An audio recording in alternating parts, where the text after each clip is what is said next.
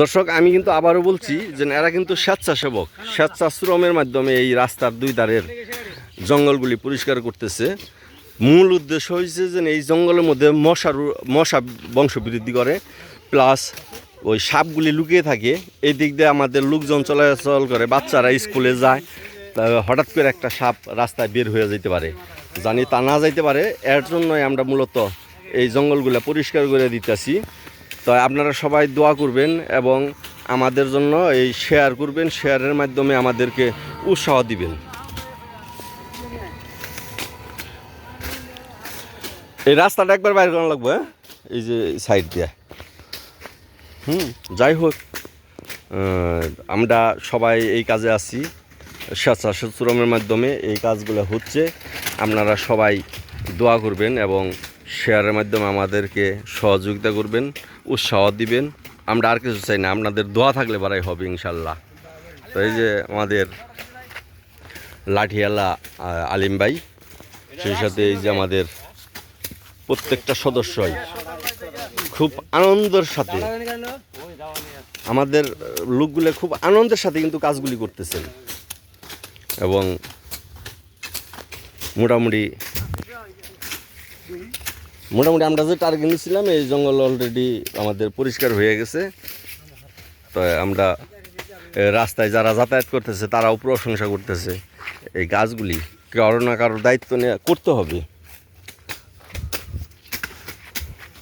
যদিও আমাদের স্থানীয় সরকার আছে, বিভিন্ন এই যে বন কর্মকর্তা আছে, বন অফিস আছে, তারা এই কাজগুলিতে হাত দিতে পারে না। আর তাদের ছোটো ছোটো অফিসে অনেক বড় এরিয়া, তারা কোথায় আর আমাদের জন্য করবে।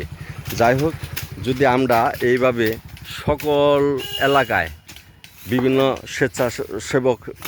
স্বেচ্ছাসেবী সংগঠনগুলি আছে, তারা যদি সবাই যদি আমাদের মতো একটু একটু করে কাজ করে, তাহলে সারা বাংলাদেশ পরিষ্কার হয়ে যাবে এবং বাংলাদেশ থেকে সাপ পলাবে।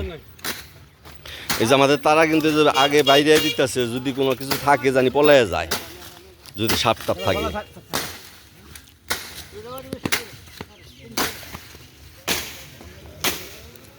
যে দাওয়া লাগারা জানি এন থেকে এনে যে কয়টা কাইটা দিলে পারাই মানে জঙ্গলটি পুরে যাবো নিচে।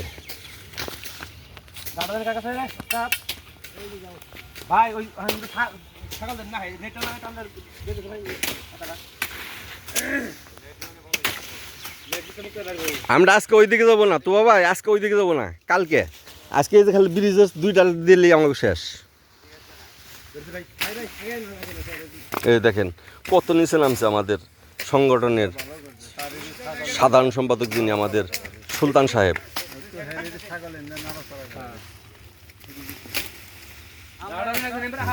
আমাদের দেলোয়ার আর হইল নোয়ালম অনেক বড় একটা জঙ্গল ব্রিজের নিচে ফেলাই দিছে।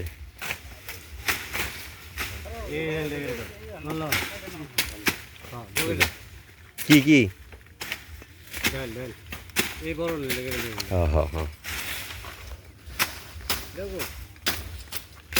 আমরা জঙ্গল মুক্ত রাখবো এবং সাপ বিচ্ছুর ভয় যেন না থাকে, এই এলাকায় যেন সাপ থাকতে না পারে।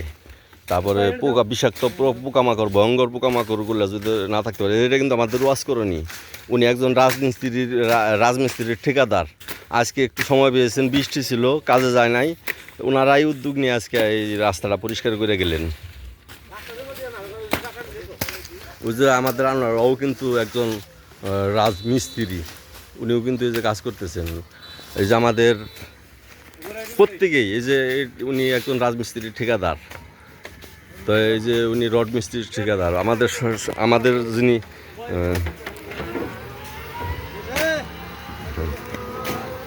এই যে অটো চালিয়ে যাচ্ছেন আর আমাদেরকে সাধুবাদ দিয়ে গেলেন, আমাদের ধন্যবাদ জানিয়ে গেলেন।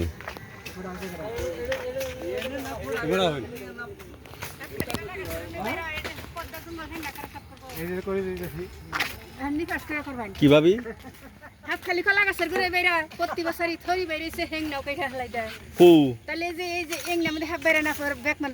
আমরা তো যে আস্তে আস্তে ওই যে পরিষ্কার করে যাচ্ছি, আমাকে তার কেউ টাকা দানে নাই, বুঝেন নাই।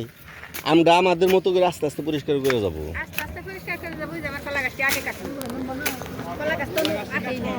কলা গাছ কাটবো গে, কেরা কাটছে? আমাকে লুক কাটে নাই, আমাকে লুক কাটে নাই, আমরা ওইদিকে যাই নাই।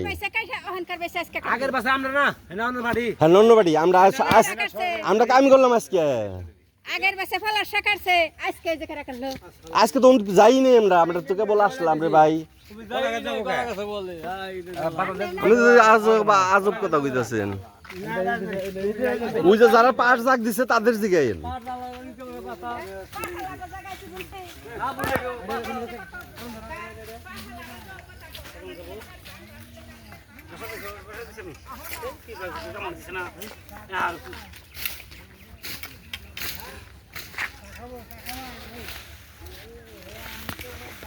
নামে দাও একবার নিচে নামে দাও